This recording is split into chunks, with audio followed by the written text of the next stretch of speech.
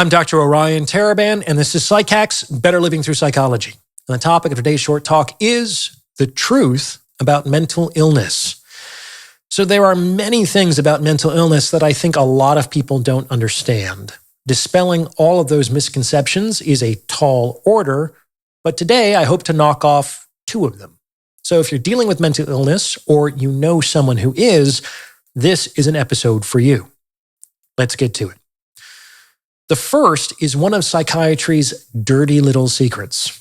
If you're dealing with mild mental illness, if you're feeling down or unmotivated, if you're feeling stressed or on edge, if you're feeling less satisfied by your work or your relationships, chances are that your issue will resolve itself without any further intervention. In the literature, they call this spontaneous remission.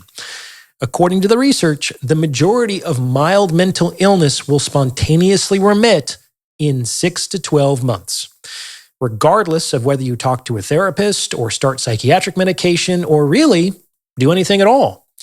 And it's actually unclear how much faster, if at all, these problems resolve themselves when you add those interventions into the mix, as to my knowledge, those studies have not been conducted for a number of reasons.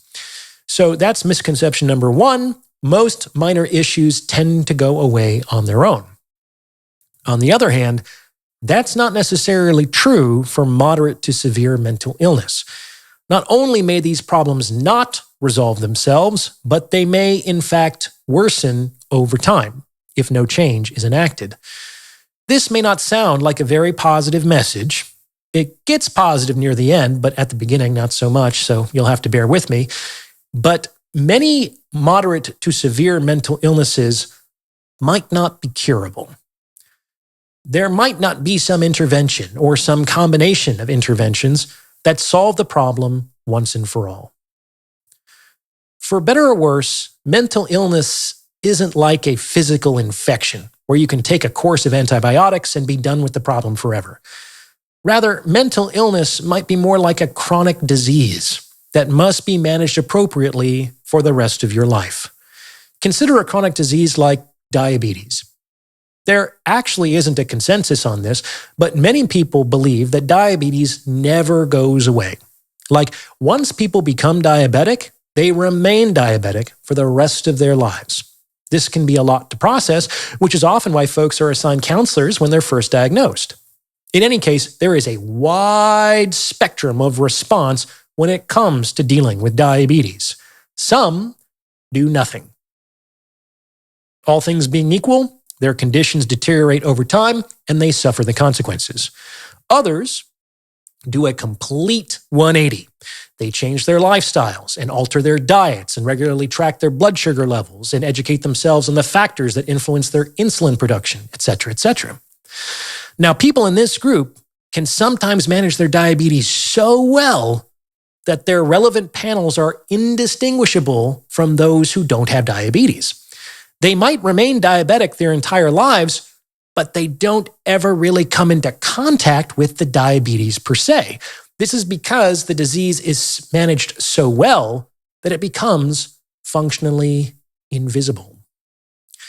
That said, if these folks were to lapse into old behavior patterns, if they were to start binging on sugary foods, or stop managing their stress, or start bungling their insulin maintenance, then the syndrome of diabetes would resurface. Maybe not immediately, but within a few weeks or a few months, they would be dealing with an acute disease process. The bad news is that these folks might not ever be able to take their feet off the gas.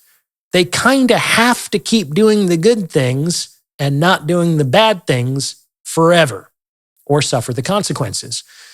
However, the good news is that if they find a way to do this, they can functionally live their lives like anyone who doesn't suffer from the same disease. If you're interested in taking your understanding to the next level, I would encourage you to check out the Captain's Quarters, my members-only self-improvement community. Your monthly membership will get you access to a cadre of like-minded, supportive individuals, bi-monthly group consultation sessions hosted by yours truly, and exclusive content that you won't find anywhere else. Click the link in the description for more information. Hope to see you aboard.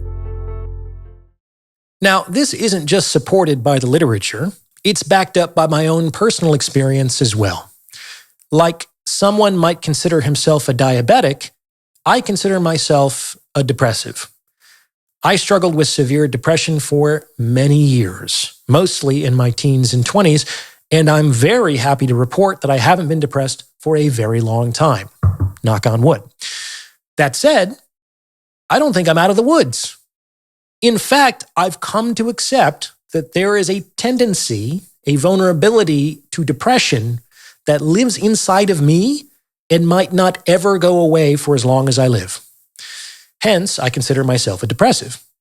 And on some level, it's this acceptance that helps me stay non-depressed, as believing I was somehow invulnerable to depression might motivate me to do certain things that would make it more likely for the depression to return. However, because I have accepted the reality of my condition, and because I have made a number of changes to my life over the years, I haven't had to deal with depression for quite some time. I manage the depression so well that it has functionally become invisible. But invisible is different from eradicated. If I were to stop doing these things, I am absolutely certain the depression would return. Maybe not immediately, but within a few weeks or a few months, I would be dealing with an acute episode. That's just the way it is. And just what did I do to pull this off? I know some of you might be curious. The things I did were, on the one hand, behavioral, and on the other hand, cognitive. Behavioral change meant that I had to start doing certain things, and I had to stop doing certain other things. First and foremost, I had to stop doing drugs. It's actually very difficult to resolve an acute depression when you're still using mind-altering substances, including weed. These drugs numb you, sapping your motivation and accommodating you to the status quo. If you're used to taking them, things will get worse when you stop. But it's precisely the acuteness of that misery that can help you break free of a situation that no longer serves you. On the other hand, things I had to do included forming healthy relationships with non-using friends, finding a place to belong, identifying an overarching purpose to my life, getting daily exercise, eating nutritious food, and cultivating some material success. Like, as a broke, lonely, addicted, struggling actor, I'd be more surprised if I wasn't depressed. I was adrift, invisible, and near the bottom of nearly every social status hierarchy. Now, changing that didn't happen overnight, but what was the alternative? My life as it was intolerable. So on some level, I had nothing to lose and everything to gain. Over time, I was able to transform the various vulnerability factors that kept me mired in depression into resilience factors that reduced the likelihood of the depression ever coming back. It wasn't easy, and it wasn't a linear path, but it was worth it. At the same time, to support these behavioral changes, I had to make a number of cognitive changes as well, including silencing my critical inner voice, facing certain fears and self-limiting beliefs, increasing my capacity to withstand certain uncomfortable emotions, developing the courage to be honest with myself and others, adopting a growth mindset, and learning absolutely everything I could about my mind and my heart. By effortfully changing how I thought and consistently changing what I did, I began to feel better. And of course, the better I felt, the easier it was for me to keep doing the things that made me feel better. And that really shouldn't be surprising, as that's like CBT in a nutshell. In any case, that's the second misconception about mental illness. Most moderate to severe cases will need to be indefinitely managed like chronic diseases.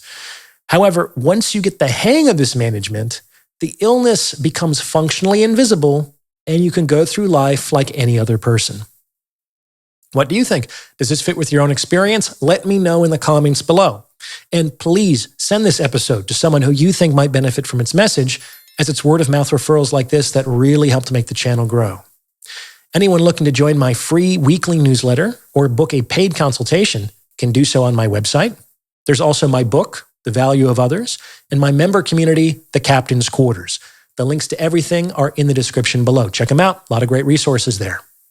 As always, I appreciate your support, and thank you for listening.